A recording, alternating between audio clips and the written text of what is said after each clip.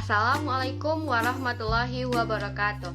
Halo semua, kami dari kelompok 6 yang beranggotakan saya sendiri, Azila Febrianti, selanjutnya Diva Anggraini, Hadisri Sekar Anggraini, Mazaya Putri Ana Besi, Nurliza Aulia, Selviani Putri, dan Violin Sugesti Syah Putri.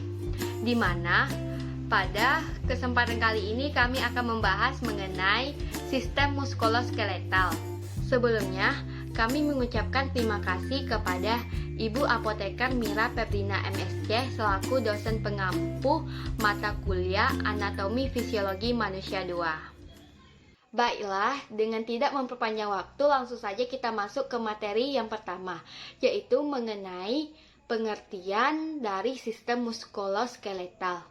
Di mana sistem muskuloskeletal merupakan penunjang bentuk tubuh dan bertanggung jawab terhadap pergerakan tubuh manusia. Komponen utama dari sistem muskuloskeletal ini yaitu adalah jaringan ikat. Sistem muskuloskeletal ini terdiri dari tulang, sendi, otot rangka, tendon, ligamen bursah, dan jaringan-jaringan khusus yang menghubungkan struktur-struktur dari sistem muskuloskeletal ini. Selanjutnya, sistem muskuloskeletal terdiri dari dua kata, yaitu yang pertama muskulo yang berarti otot dan skeletal yang berarti tulang. Muskulo atau muskular adalah jaringan otot-otot tubuh, sedangkan skeletal atau osteo merupakan tulang kerangka tubuh yang terdiri dari tulang dan sendi.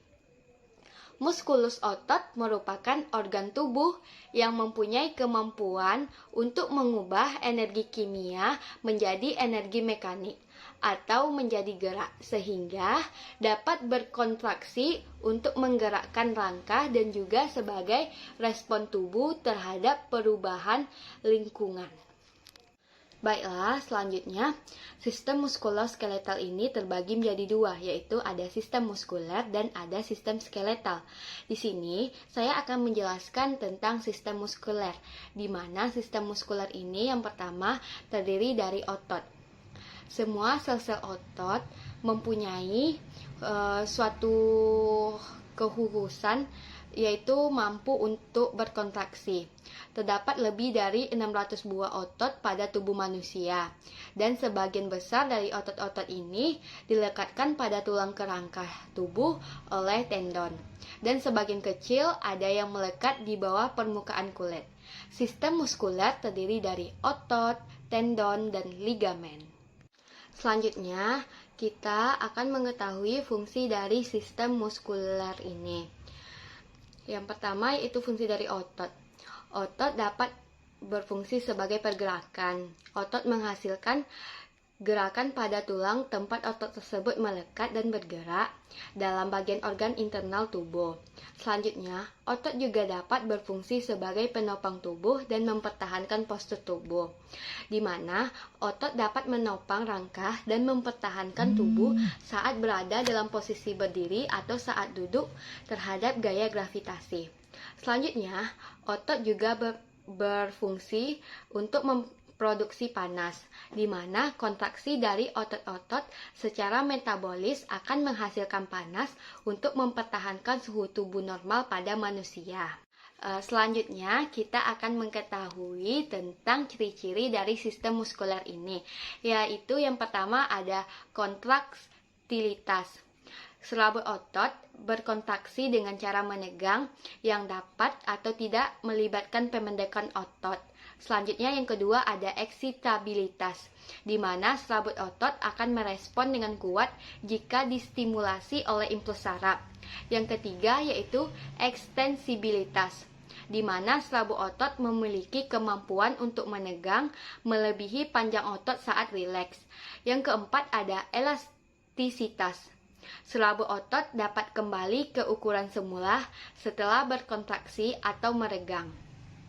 Baiklah, materi selanjutnya akan disampaikan oleh pemateri yang kedua.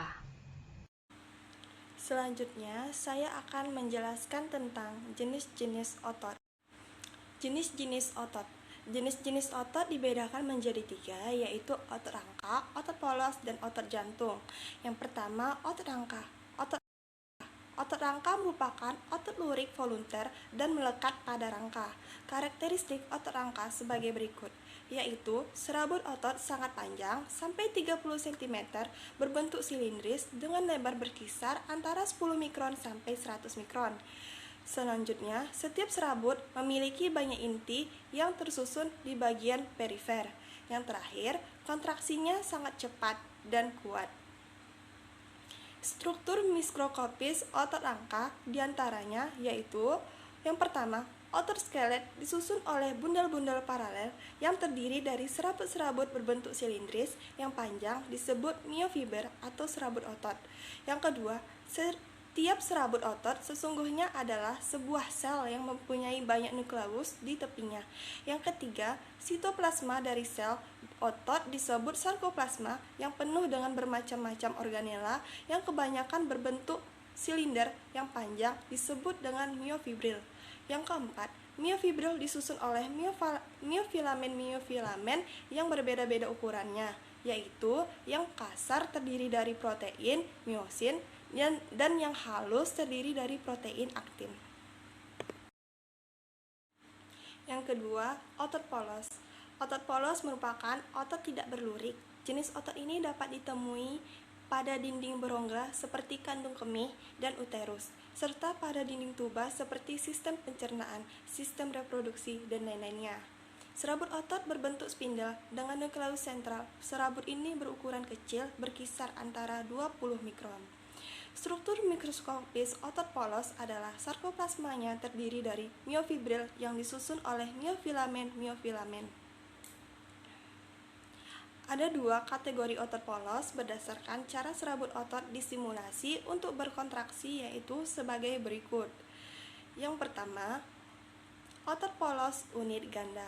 Otot polos unit ganda ditemukan pada dinding pembuluh darah besar, pada jalan udara besar, traktus respiratorik, pada otot mata yang memfokuskan lensa dan menyesuaikan ukuran pupil, dan pada otot erektor fili rambut.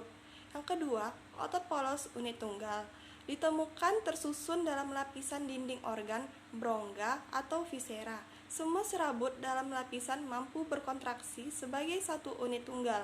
Otot ini dapat bereksitasi sendiri dan tidak memerlukan stimulasi saraf eksternal untuk hasil dari aktivitas listrik spontan. Yang terakhir yaitu otot jantung. Otot jantung merupakan otot lurik yang disebut juga otot serat lintang involunter. Karakteristik otot ini hanya terdapat pada jantung. Otot jantung mempunyai sifat bekerja terus-menerus setiap saat tanpa henti. Tapi, otot jantung juga mempunyai masa istirahat, yaitu setiap kali berdenyut. Struktur mikroskopis otot jantung mirip dengan otot skelet, memiliki banyak inti sel dan terletak di tepi agak ke tengah. Panjang sel berkisar antara 85 sampai 100 mikron dan diameternya sekitar 15 mikron. Sekian dari saya, selanjutnya akan dipresentasikan oleh presentator berikutnya. Berdasarkan gerakannya, otot dibedakan menjadi otot antagonis dan otot sinergis. Yang pertama itu ialah otot antagonis, yaitu hubungan antar otot yang cara kerjanya bertolak belakang atau tidak searah, menimbulkan gerak berlawanan. Contohnya saja pada ekstensor itu meluruskan, dengan fleksor itu membengkokkan, misalnya pada otot bisep dan otot tricep. Lalu ada depresor, itu gerakan ke bawah, dengan elevator itu gerakan ke atas, misalnya saja pada gerak kepala menunduk dan menengadah. Yang kedua ada sinergis, yaitu hubungan antar otot yang cara kerjanya saling mendukung atau bekerja sama, menimbulkan gerakan searah. Contohnya ada pronator teres, ialah otot yang terletak di lengan bawah, dan pronator quadrus, ialah otot yang menyebabkan telapak tangan itu bisa menengadah dan menelungkup. Nah, selanjutnya ini beberapa mekanisme kerja otot, yaitu yang pertama ada fleksor, itu bengkok bertolak belakang dengan eksektor, itu meluruskan. Yang kedua ada supinasi atau menengadah. Dan adaponasi itu terlungkup. Yang ketiga ada depresor itu menurunkan, dan levator itu menaikkan. Yang keempat ada sinergis itu searah, dan antagonis itu berlawanan. Yang kelima ada dilatator itu melebarkan, dan konstriktor itu menyempitkan. Lalu yang terakhir yang keenam ada aduktor itu dekat, dan abduktor itu jauh. Yang ketiga ada ligamen. Ligamen adalah pembalut atau selubung yang sangat kuat, yang merupakan jaringan elastis penghubung yang terdiri atas kolagen. Ligamen ini membungkus tulang dengan tulang yang diikat oleh sendi. Nah, beberapa tipe ligamen ialah ligamen tipis, ligamen pembungkus tulang, dan kartilago, merupakan ligamen kolateral yang ada di siku dan lutut. Ligamen ini memungkinkan terjadinya gerakan.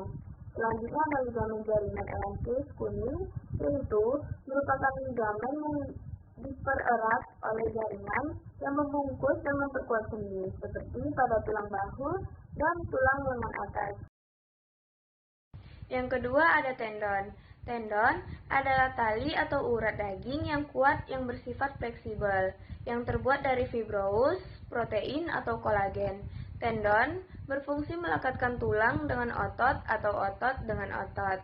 Nah, berdasarkan cara melekatnya pada tulang, tendon dibedakan sebagai berikut. Yang pertama ada origo, merupakan tendon yang melekat pada tulang yang tidak berubah kedudukannya ketika otot berkontraksi. Yang kedua ada inersio, yaitu merupakan tendon yang melekat pada tulang yang bergerak ketika otot berkontraksi. Di sini saya akan melanjutkan penjelasan yang sebelumnya telah dipaparkan oleh teman saya, yaitu mengenai sistem skeletal atau rangka. Yang pertama adalah tulang. Sistem rangka adalah bagian tubuh yang terdiri dari tulang, sendi, dan tulang rawan atau kartilago sebagai tempat menempelnya otot dan memungkinkan tubuh untuk mempertahankan sikap dan posisinya. Fungsi dari sistem skeletal atau rangka ini adalah yang pertama sebagai penyangga tubuh, tempat melekatnya ligamen-ligamen otot, jaringan lunak, dan organ, membentuk kerangka yang berfungsi untuk menyangga tubuh dan otot-otot yang melekat pada tulang. Yang kedua, sebagai penyimpanan mineral seperti kalsium dan fosfat dan lipid atau yellow marrow atau hemopoiesis. Yang ketiga, sebagai produksi sel darah atau red marrow.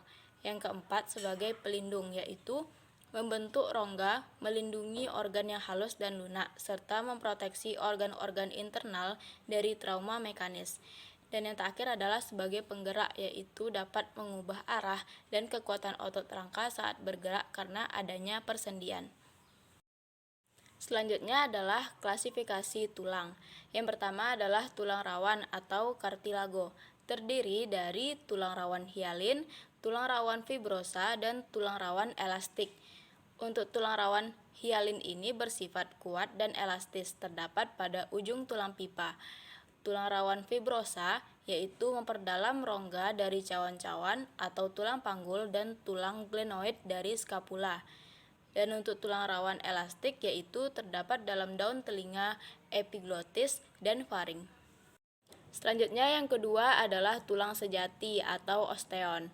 Tulang bersifat keras dan berfungsi menyusun berbagai sistem rangka. Permukaan luar tulang dilapisi selubung fibrosa atau periosteum, lapisan tipis jaringan ikat atau endosteum, melapisi rongga sumsum dan meluas ke dalam kanalikuli tulang kompak.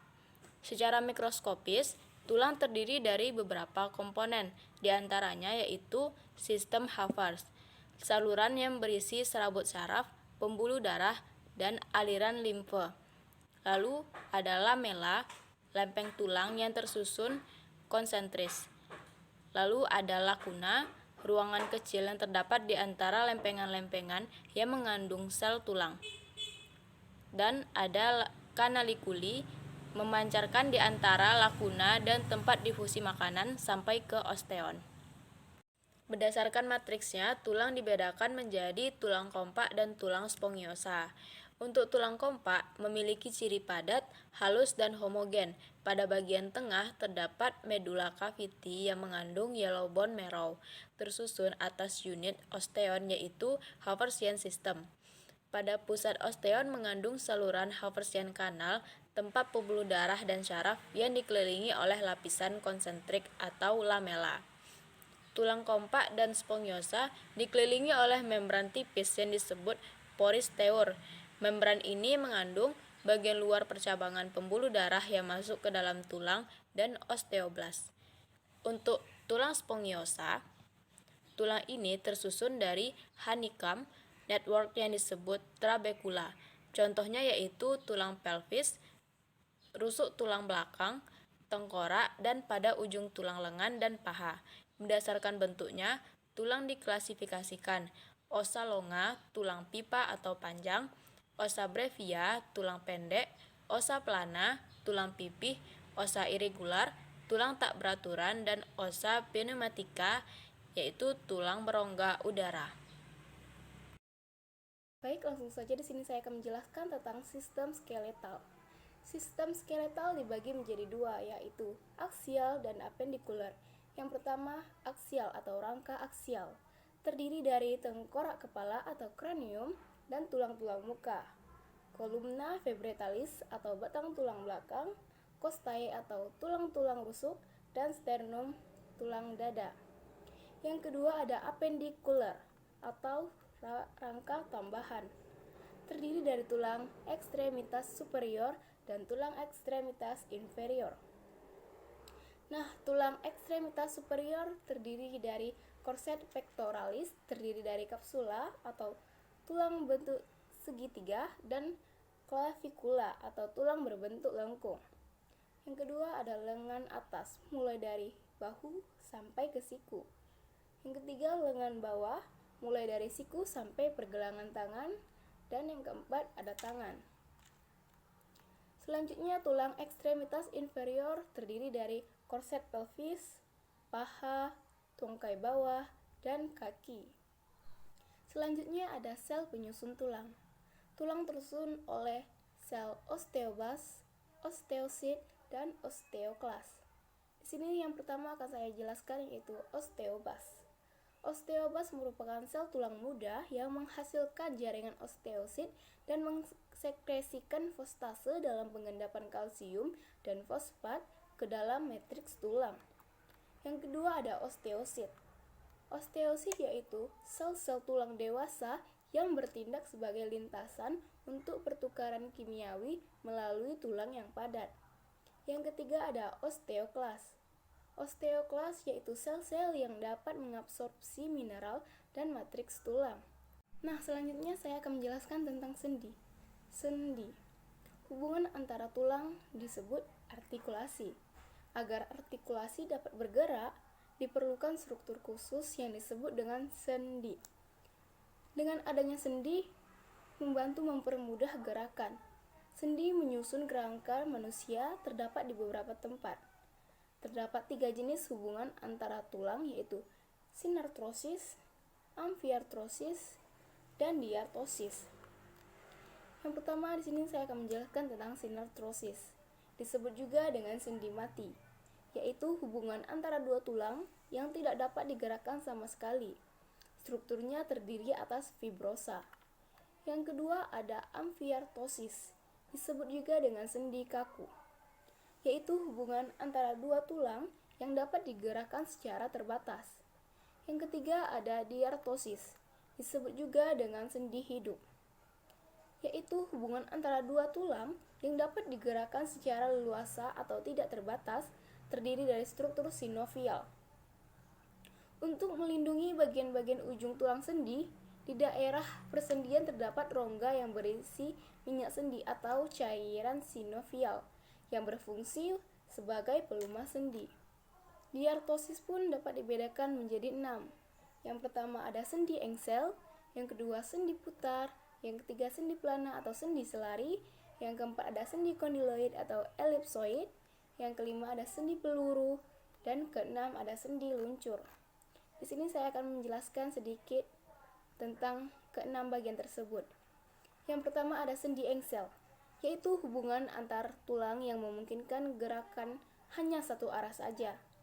Yang kedua, sendi putar. Sendi putar berhubungan dengan antar tulang yang memungkinkan salah satu tulang berputar terhadap tulang yang lain sebagai porosnya. Yang ketiga ada sendi pelana atau sendi lari, yaitu hubungan antar tulang yang memungkinkan gerakan ke segala arah atau gerakannya bebas. Yang keempat ada sendi kondiloid atau elipsoid, yaitu hubungan antar tulang yang memungkinkan gerakan berporos dua, dengan gerakan ke kiri dan ke kanan, gerakan maju dan mundur, dan gerakan muka atau depan dan belakang. Yang kelima ada sendi peluru, yaitu hubungan antar tulang yang memungkinkan gerakan ke segala arah atau gerakannya bebas. Dan terakhir, sendi luncur, yaitu hubungan antar tulang yang memungkinkan gerakan badan melengkung ke depan atau membungkuk dan ke belakang serta gerakan memutar atau menggeliat. Nah, hubungan ini dapat terjadi pada hubungan antar ruas tulang belakang, persendian antara pergelangan tangan dan tulang pengumpil. Perhatikan gambar berikut. Selanjutnya saya akan menjelaskan tentang low back region. Low back region berfungsi untuk menegakkan atau menopang postur struktur tulang belakang pada manusia. Struktur ruas tulang punggung dikelompokkan menjadi 5 bagian. Yang pertama ada cervical atau leher, terdiri dari 7 ruas.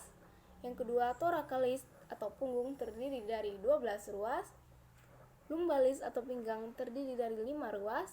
Sacralis atau kelangkang, terdiri dari 5 ruas. Dan coccygeus atau ekor, terdiri dari 4 ruas. Sedangkan komponen punggung dan low back region terdiri dari 3 bagian. Yang pertama otot punggung, yang kedua ada diskus, yang ketiga gluteus maximus. Di sini yang pertama akan saya jelaskan tentang otot punggung. Otot punggung ditunjang oleh punggung, perut, pinggang, dan tungkai yang kuat dan fleksibel. Semua otot ini berfungsi untuk menahan agar tulang belakang dan diskus tetap dalam posisi normal. Otot-otot punggung terdiri dari 2 bagian. Yang pertama spina erector, yang kedua lastimus dorsi. Spina erector terdiri dari massa serat otot berasal dari belakang sakrum dan bagian perbatasan dari tulang innominate dan melekat ke bagian kolumna vertebrate atas. Dengan serat selanjutnya timbul dari vertebra dan sampai ke tulang oksipital dari tengkorak. Selanjutnya ada lastimus dorsi, adalah otot datar yang meluas pada bagian punggung. Yang kedua, diskus. Diskus merupakan bantalan tulang rawan yang berfungsi sebagai penahan goncangan. Dan terakhir ada gluteus maximus. Gluteus maximus, gluteus medius, dan gluteus minimus adalah otot-otot dari bokong. Otot-otot tersebut semua timbul dari permukaan sebelah luar ilium. Sebagian gluteus maximus timbul dari sebelah belakang sakrum. Mungkin sekian yang dapat saya sampaikan. Sekian dan terima kasih. Selanjutnya akan dijelaskan oleh presentator berikutnya. Selanjutnya yaitu otot-otot punggung terdiri dari yang pertama ada spina erector. Spina erector terdiri dari massa serat otot berasal dari belakang sakrum dan bagian perbatasan dari tulang innominate dan melekat ke belakang kolumna vertebra atas. Dengan serat yang selanjutnya timbul dari vertebra dan sampai ke tulang oksipital dari tengkorak. Otot tersebut mempertahankan posisi tegak tubuh dan memudahkan tubuh untuk mencapai posisinya kembali ketika dalam keadaan fleksi. Yang kedua yaitu adalah lastimus dorsi. Lastimus dorsi adalah otot datar yang meluas pada belakang punggung. Aksi utama dari otot tersebut adalah menarik lengan ke bawah terhadap posisi bertahan, gerakan rotasi lengan ke arah dalam, dan menarik tubuh menjauhi lengan pada saat mendaki. Pada pernapasan yang kuat menekan bagian posterior dari abdomen. Baiklah, yang keempat yaitu intervertebral disc. Intervertebral disc yaitu ruas tulang belakang. Terdapat sebuah struktur yang dibentuk oleh sejumlah tulang. Ada 2 ruas vertebra, terdapat sebuah bantalan tulang rawan berbentuk cakram yang disebut intervertebral disc. Susunan tulang rawan terbagi menjadi 3 bagian, yaitu yang pertama nucleus pulposus, memiliki kandungan yang terdiri dari 14% proteoglikan, 77% air, dan 4% kolagen. Yang kedua yaitu annulus fibrosus. Annulus fibrosus mengandung 5% proteoglikan, 70% air, dan 15% kolagen. Selanjutnya yaitu cartilage and plate, terdiri dari 8% proteoglikan, 55% air, dan 25% kolagen. Yang kelima yaitu neck atau tulang leher. Tulang-tulang yang terdapat pada leher yaitu yang pertama osioideum, adalah sebuah tulang yang berbentuk U dan terletak di atas cartilago thyroidea setinggi vertebra cervicalis 3. Yang kedua yaitu cartigo-thyroidea. Yang ketiga yaitu prominentia laringea, dibentuk oleh lembaran-lembaran cartilago thyroidea yang bertemu di bidang median. Prominentia laringea dapat diraba dan seringkali terlihat. Yang keempat yaitu cornus superius, merupakan tulang rawan yang dapat diraba bila mana tanduk disis yang lain difiksasi. Yang kelima yaitu cartilago cricoidea, sebuah tulang rawan laring yang lain dapat diraba di bawah prominentia laringea. Yang selanjutnya yaitu cartilaginous tracheales, teraba di bagian inferior leher. Otot bagian leher dibagi menjadi 3 bagian, yaitu yang pertama musculus platisma yang terdapat di bawah kulit dan wajah. Yang kedua yaitu musculus sternocleidomastoideus yang terdapat pada permukaan lateral prok mastoidebus osis temporalis dan setengah lateral linea nuchalis superior. Yang ketiga yaitu musculus longissimus capitis yang terdiri dari splenius dan semispinalis capitis. Yang keenam yaitu elbow atau siku, suatu titik yang sangat kompleks, terdapat 3 tulang, yaitu yang pertama humerus, yang kedua radius, yang ketiga ulna. Ketiga tulang tersebut bekerja secara bersama-sama dalam suatu gerakan fleksi, ekstensi, dan rotasi.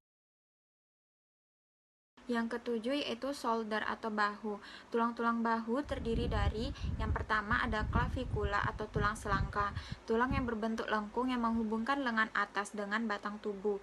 Yang kedua yaitu scapula atau tulang belikat, yaitu tulang yang berbentuk segitiga. Otot bahu yang meliputi sendi saja dan membungkus tulang pangkal lengan dan scapula, yaitu musculus deltoid atau otot segitiga, musculus subscapularis atau otot depan skapula, musculus supraspinatus otot atas skapula, musculus infraspinatus otot bawah skapula, musculus teres major otot lengan bulat besar, dan musculus teres minor otot lengan bulat kecil. Selanjutnya tentang musculoskeletal disorder, yaitu kondisi di mana bagian dari sistem otot dan tulang ini mengalami masalah atau sakit. Penyakit ini terjadi akibat bagian tubuh yang meregang terlalu jauh, kemudian mengalami tubrukan secara langsung, atau karena kegiatan yang mengakibatkan kesalahan pada sistem otot dan tulang. Selanjutnya itu ada tentang musculoskeletal disorder dapat terjadi pada berbagai macam penyakit. Yang pertama itu adalah low back religion, di mana penyakitnya itu salah satunya low back pain. Faktor resiko di tempat kerjanya itu dapat terjadi karena beban kerja yang terlalu berat, contohnya itu seperti mengangkut, menarik, mendorong, yang terlalu membuat fisik itu berat. Kemudian itu posisi tubuh yang terlalu lama untuk membungkuk, sehingga terjadi penyakit low back pain. Kemudian itu yang ketiga, terlalu lama mengendarai kendaraan bermotor. Yang keempat, faktor psikososialnya di tempat kerja, seperti menonton, bekerja di bawah tekanan, atau kurangnya dukungan sosial antar pekerja dengan atasannya. Selanjutnya itu ada penyakit intervertebral disc, di mana penyakit yang sering terjadi itu seperti skoliosis, yaitu di mana skoliosis ini keadaan melengkungnya tulang belakang seperti huruf S, di mana intervertebral disc ini dan tulang vertebranya retak. Selanjutnya ada spondylistesis, yaitu terjadinya pergeseran tulang vertebra ke depan sehingga posisi antar vertebra dengan yang satu dengan yang lainnya itu tidak sejajar. Selanjutnya ada ruptur, yaitu terjadi karena pecahnya annulus posterior akibat aktivitas fisik yang secara berlebihan. Selanjutnya ada spinal stenosis, yaitu penyempitan pada sumsum tulang belakang yang menyebabkan tekanan pada serabut saraf spinal. Kemudian ada faktor risiko dari penyakit tersebut, yaitu 1. Beban atau tekanan bahwa posisi saat duduk dapat menekan tulang belakang 5 kali lebih besar daripada saat berbaring. Yang kedua itu oleh merokok. Yang ketiga terpapar dengan vibrasi atau getaran yang lebih tinggi. Selanjutnya ada neck, di mana penyakit yang sering terjadi itu seperti tension neck, yaitu terjadi karena pemusatan tekanan leher pada otot trapezius. Yang kedua, penyakit acute tuberculosis, yaitu salah satu bentuk dari nyeri akut dan kaku leher. Yang ketiga ada acute disorder, yaitu terjadi karena hilangnya resistensi vertebra thoracalis terhadap tekanan ringan. Yaitu yang keempat, chronic disorder terjadi karena penyempitan diskus vertebralis. Yang kelima, ada traumatic disorder dapat disebabkan karena kecelakaan. Selanjutnya ada EBLO. Penyakit yang sering terjadi itu seperti epicondylitis, yaitu kondisi di mana yang sangat menyakitkan di otot yang menggerakkan tangan dan jari ini bertemu dengan tulang. Yang kedua ada olecranon bursitis, yaitu peregangan yang terjadi di kantong cairan di bagian dorsal siku. Selanjutnya ada osteoartritis, yaitu kerusakan kartilago di siku. Jarang terjadi sih sebenarnya pada usia 60 ke bawah. Faktor resikonya yang sering terjadi oleh penyakit ini seperti pekerjaan yang menggunakan pergelangan tangan dan jari secara berulang dengan penuh tenaga. Selanjutnya itu penggunaan peralatan tangan atau pekerjaan manual yang berat dan secara intensif. Yang ketiga itu ada vibrasi, yang keempat itu ada trauma. Selanjutnya ada shoulder, penyakit yang sering terjadi yaitu rotator cuff disorder and biceps tendinitis, yaitu terjadi pada peradangan pada tendon dan membran sinovial. Yang kedua yaitu shoulder joint and acromiofascicular joint osteoarthritis, yaitu penurunan komponen kartilago dan tulang pada penghubung intervertebral disc. Faktor yang sering terjadi pada penyakit ini seperti 1. Pekerjaan yang sering selanjutnya mengangkat benda berat dengan menggunakan peralatan yang berat serta vibrasi pada lengan. Yang keempat, melakukan gerakan fleksi atau adduksi secara berulang. Selanjutnya ada penyakit yang berhubungan dengan muskuloskeletal, yaitu 1. Primary fibromegalia, yaitu penyebabnya yang tidak diketahui, dengan ditandai dengan rasa lelah yang menyerang pada pagi hari. Selanjutnya ada rheumatoid arthritis, di mana penyakit yang dapat menyerang tulang dan persendian. Kemudian ada gout atau asam urat, yang terjadi karena adanya gangguan metabolisme sehingga menyebabkan peregangan pada sendi. Yang keempat ada osteoporosis, di mana penyakit kelainan pada tulang yang ditandai dengan menurunnya massa tulang. Selanjutnya ada kanker tulang, di mana sering terjadi pada anak kecil dan remaja, penyebabnya pun juga tidak diketahui. Selanjutnya yang keenam ada osteomyelitis, yaitu infeksi tulang karena bakteri, virus, ataupun jamur. Risikonya meningkat pada penderita diabetes. Baiklah, sekian penjelasan dari kelompok kami. Apabila ada kesalahan, kami mohon maaf. Sekian, terima kasih.